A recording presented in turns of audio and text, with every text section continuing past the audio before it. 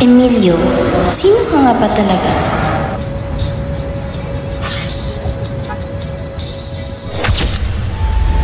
Ako si Emilio Aguinaldo.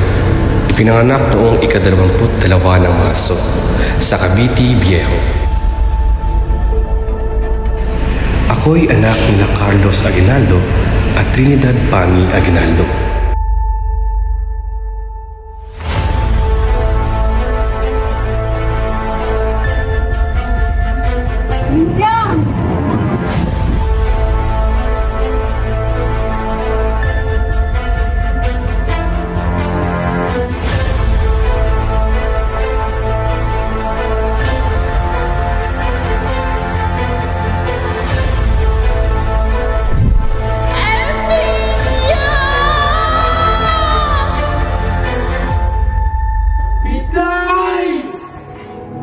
Lari ng mga Kastila!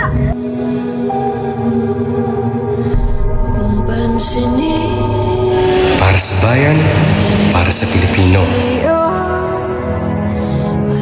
Para sa ikakalayan ng ating bayan, debemos trabajar juntos, compañeros!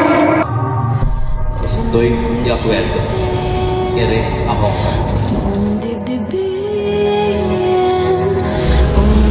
Escondamos de nuevas armas at sirang armas na ipamahagi.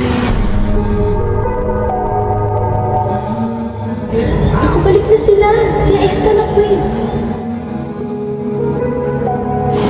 Punitin ang mga sedula! Mayroon pong karta para sa inyo mula sa Katipunan.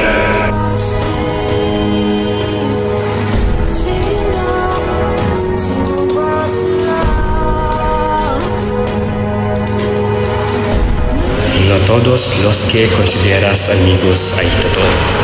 Minsan, sila pa ang magtrarektor sa'yo.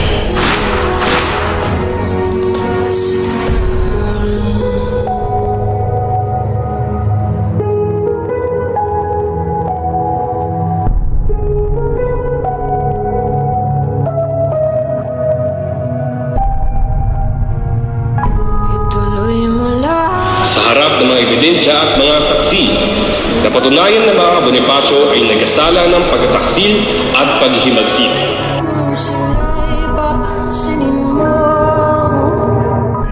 Alam mo ba na pinalitan ni Emilio Aguinaldo ang kanilang sentensya de muerte ng pagkakatapon? Pero pinilit nila na Rupillo na ibalik ito para sa katatagan ng gobyerno revolusyonaryo, hindi ba? Mga anak ko!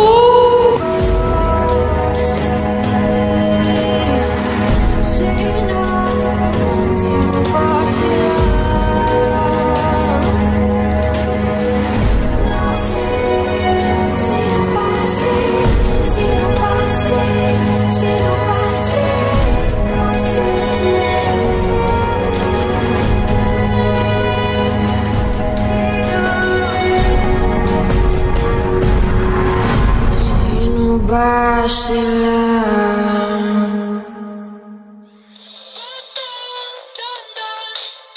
Sa mundong kinagkagalawan, pagmasdan ang larawan ng itsurang nagmamalakas. Bax, hello, saan kayo? Bax, saan ka na? Dito ako sa museo ni Emilio Aguinaldo. Saan ba kayo? Nandito ako sa cafe, malapit dyan. Saan ako po? Sige.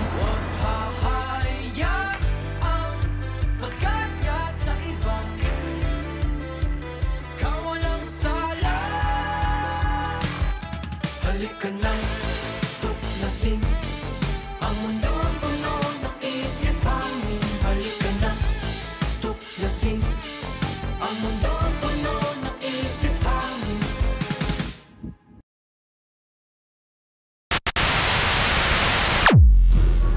Sa likod ng bawat revolusyon, may kwento ng sakripisyo at pagtataksil.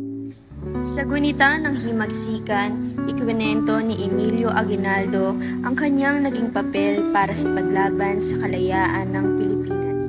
Mula sa himagsikang 1896, ang Tajeros Convention hanggang sa pagsuko niya sa mga Amerikano noong 1901. Isang salaysay ng tapang, politika at pagsubok sa paninindigan. Totoo nga bang bayani o isa lamang leader na nahulog sa patibong ng kasaysayan? Ikaw, ano sa tingin mo?